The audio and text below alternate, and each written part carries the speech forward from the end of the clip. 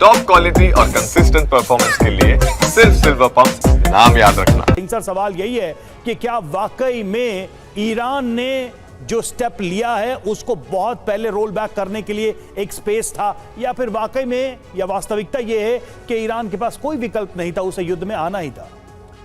देखिए, मैं आपको रिकॉल करता हूं रवि कि पिछले साल अप्रैल उसके बाद अक्टूबर में भी इनका मुठभेड़ हुआ था। मिसाइल्स फायर की गई थी एक दूसरे के ऊपर, इजराइल और ईरान के ऊपर, और उस समय ये महसूस हुआ था कि ईरान एक बहुत कमज़ोर देश है, रिटेलिएट नहीं करेगा, और जो भी उसकी मिसाइल आई थी वो टारगेट पर नहीं आई थी इजराइल के ऊपर। और मैं समझता हूं कि नहीं, मेरा सवाल तो सर सिर्फ ये था कि अगर ईरान को शांति चाहिए, पीस चाहिए, तो ये जितने सारे प्रॉक्सीज इस पूरे बेल्ट में फैले हुए थे, हमास हो, हिजबुल्लाह हो, हूती हो, उनको मदद देकर इजराइल को टारगेट करने की जगह एक पीसफुल रेजोल्यूशन की तरफ क्या ईरान नहीं बढ़ सकता था? क्या यह अवसर ईरान के पास नहीं था, या ईरान की लीडरशिप में यह सोच ही नहीं है कि ऐसा कुछ किया जा सकता है? मैं आपको याद दिलाता हूं कि पिछले साल ही जब ये लड़ाई शुरू हुई थी इनकी, तो सीरिया के अंदर ईरान का एक बहुत सीनियर जनरल सुलेमान वो मारा गया था, और इसी वजह से ईरान ने अपनी हरकत बढ़ाई थी। और इसको समझते हुए ये अभी इजराइल ने जो अटैक किया है उसकी इंटेलिजेंस ने, मेरे को समझता मोसाद ने बहुत एक बढ़िया तरीके से अंदर आके ईरान के अंदर अटैक किए हैं, पर उसकी इंटेलिजेंस में फिर से मेरे को महसूस हो रहा है कि कमी रह गई है कि ईरान का क्या रिएक्शन होना था इस समय अगर ये इस हद के तरह लड़ाई की है। और ईरान ने इस समय काफ़ी युद्ध के अंदर पूरा मुंह तोड़ जवाब दिया है इजराइल को। देखिए, इजराइल एक छोटा देश है, उसके 150-500 मिसाइल, रॉकेट, ड्रोन आके गिरेंगे, इजराइल के ऊपर घातक नुकसान होगा। लेकिन फिर सर इजराइल ने ईरान को घुटनों पर लाया है और ये लड़ाई बहुत खतरनाक मोड़ पर पहुंच चुकी है। एक और बड़ी खबर इजराइल के बेतयाम में हमले के बाद बहुत ज्यादा तबाही मची है। देखिए, खबर सामने आ रही इजराइल के बेतयाम से, जहां पर हमले के बाद भयानक तबाही, बारूदी हमले से तबाही, और ड्रोन का ये वीडियो सामने है। ये देखिए, ड्रोन व्यू दिखाई दे रहा है आपको, खंडर में तब्दील हो गया तेल अवीव का बेतयाम। वही ईरान को कई देशों से सैन्य मदद मिल रही है। रूस और चीन ने भेजी है मिसाइल की खेप, पाकिस्तान ने भी एयर शिपमेंट भेजा है, और पाकिस्तान, चीन और रूस ने ईरान को ये मिसाइल। और एक और बड़ी खबर मिल रही है चीन से। चीन ने ईरान के लिए मदद भेजी है। इजराइल से जंग के बीच पहली मदद। चीन ने इजरायली हमले का विरोध किया है, जो इजराइल ने किया उसका विरोध किया जा रहा है चीन की ओर से, और अब ईरान के लिए मदद भेजी है, पहली मदद इस पूरे सैन्य संघर्ष के बीच। चीन ने आईडीएफ के हमले का विरोध किया है जो इजराइल डिफेंस फोर्स कर रही है, इसका खुलेआम विरोध किया गया है, और अब मदद का हाथ आगे बढ़ाया ईरान के लिए।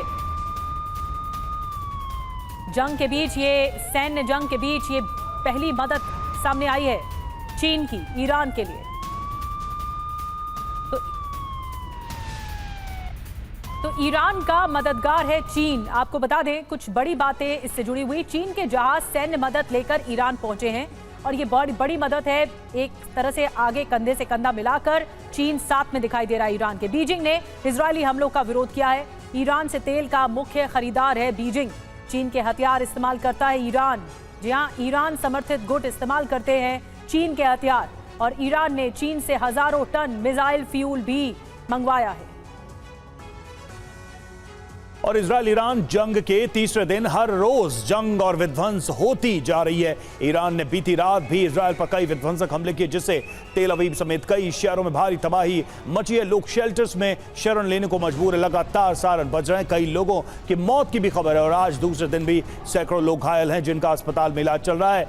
ईरान के हमले की 30 तस्वीरें आपके सामने हैं। इन तस्वीरों से अंदाजा लगाया जा सकता है कि ईरान के हमलों से इजराइल में कितना विध्वंस मचा है। और एक और बड़ी खबर मिल रही है इजरायली हमलों के बीच ईरान का बड़ा दावा भी सामने आ गया। मोसाद के 2 एजेंट गिरफ्तार किए गए हैं। बम विस्फोट और इलेक्ट्रॉनिक उपकरण बरामद करने का दावा हुआ है।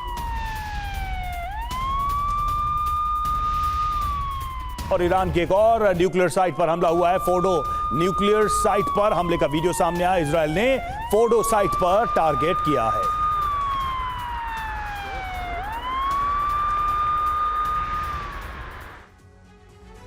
और ईरानी हमलों के खिलाफ एयर डिफेंस कैसे एक्टिव है? देखिए, आयरन डोम एक्टिव हो गया, इसकी रेंज 70 किलोमीटर है। इसका डिफेंस क्या है? Short range surface to surface missile, और जो ट्रैक कर सकता है 1100 टारगेट एक साथ ट्रैक कर सकता है। देखिए, काबिलियत है। और इसके अलावा डेविड्स सिलिंग, जिसकी रेंज है 300 किलोमीटर। डिफेंस इसका क्या है? बैलिस्टिक है, क्रूज मिसाइल है, कैलिबर रॉकेट्स को डिफेंस कर सकता है। ट्रैक ये कितना करता है? 1100 टारगेट एक साथ कर सकता है ट्रैक। एरो सिस्टम 2, रेंज इसकी 100 किलोमीटर बताई जा रही है। डिफेंस कौन कौन सी मिसाइलें कर सकता है? बैलिस्टिक मिसाइल का अच्छा डिफेंस हो सकता है। ट्रैक ये 1100 टारगेट एक साथ कर सकता है। और इसके अलावा देखिए, एरो सिस्टम 3 की हम बात कर रहे हैं, जिसमें 2400 किलोमीटर की रेंज है। बैलिस्टिक मिसाइल से डिफेंस, और ट्रैक इसका 1100 तक का है। तो ये वो सुरक्षा कवच है इजराइल का, जिसके बूते ये बात कही जाती है कि पूरी तरह से सुरक्षित है। थार्ड की बात करें, थार्ड जो कि अमेरिका की तरफ से प्रोवाइडेड है, एक्टिव है। रेंज 150 से 200 किलोमीटर, बैलिस्टिक मिसाइल से डिफेंस, और 10,000 किलोमीटर तक इसके अटैक क्षमता है। तो इस तरीके से आप देखिए, पूरा का पूरा एक कवच बना हुआ है इजराइल का, लेकिन यह कवच भी ईरान ने इस बार भेद दिया है। और अभी इजराइल पर बहुत बड़ा हमला हुआ। एक और जानकारी सामने आ रही है, शिराज में रडार फैक्ट्री पर अटैक हुआ। इजरायली हमले में रडार फैक्ट्री तबाह हो गई।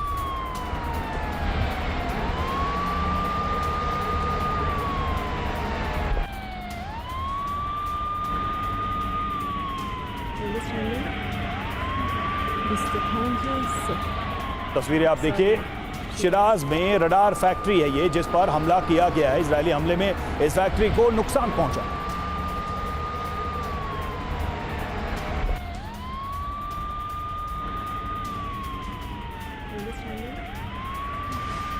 और एक और बड़ी खबर, ईरान के खिलाफ मोसाद का ऑपरेशन भी जारी है। ईरान के अंदर हमले कर रहा है मोसाद। जी हाँ, स्पाइक मिसाइलों से मोसाद का अटैक हुआ है। मोसाद हर जगह एक्टिव है। तेहरान में IRGC के ठिकानों पर अटैक किए गए, जो टारगेटेड अटैक किए गए। गोल घेरे में आप देख रहे हैं, यहाँ अटैक हुआ है, जहाँ पर IRGC के जो सेना रही, सैन्य ठिकाने रहे, वहाँ पर अटैक किया गया।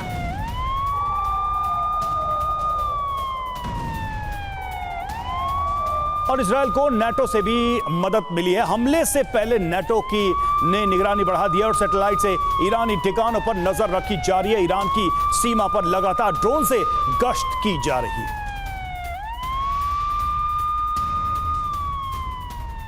और एक और बड़ी खबर, बेंजामिन नेतन्याहू बेतयाम में हमले वाली जगह पहुंचे। आपको बता दें, प्राइम मिनिस्टर नेतन्याहू ने इस जगह की समीक्षा की है, इसका मुआयना किया है तेल अवीव के बेतयाम में।